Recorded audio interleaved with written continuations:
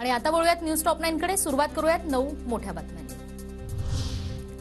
भाजप आणि मनसेमध्ये दक्षिण मुंबईच्या जागेवर चर्चा। दक्षिण मुंबईची जागा मनसेला देण्यास भाजप तयार असल्याची चर्चा। लवकरच दिल्लीत बैठक होण्याची शक्यता, सूत्रांची माहिती। भाजपच्या चिन्हावर मनसेच्या उमेदवारांना लढावं, भाजपचा आग्रह, सूत्रांची माहिती। अजित पवार गटाचे आमदार निलेश लंके आज शरद पवार गटात प्रवेश करण्याची शक्यता। अहमदनगर लोकसभेसाठी महाविकास आघाडीकडून निलेश लंकेंना उमेदवारी मिळण्याची शक्यता। लंकेंच्या मी अनुभवलेला कोविड या पुस्तकाचा आज पुण्यामध्ये प्रकाशन सोहळा। लोकसभेसाठी अजून आमचं काहीही नियोजन नाही, माझं अजून कुणाशीही अधिकृत बोलणं झालेलं नाही, निलेश लंके यांची प्रतिक्रिया। शरद पवार हेच सर्वांचं छत्र, निलेश लंके परत येणार असतील तर त्यांचं स्वागत। लंकेंच्या पक्षप्रवेशाच्या चर्चांवर राऊतांची प्रतिक्रिया।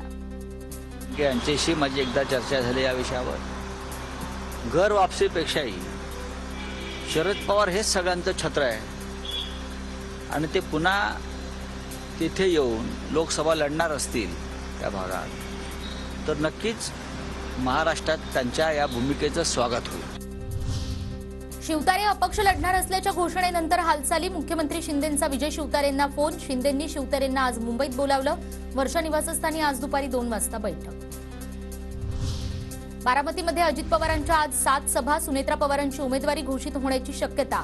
बारामतीमध्ये सिनेसृष्टीतील कलाकार प्रचाराची धुरा सांभाळणार। बारामतीचं भलं घड्याळानं केलं, निवडणूक जवळ आल्यावर तुमच्यावर दबाव वाढू शकतो, अजित पवारांचा शरद पवारांना अप्रत्यक्ष टोला।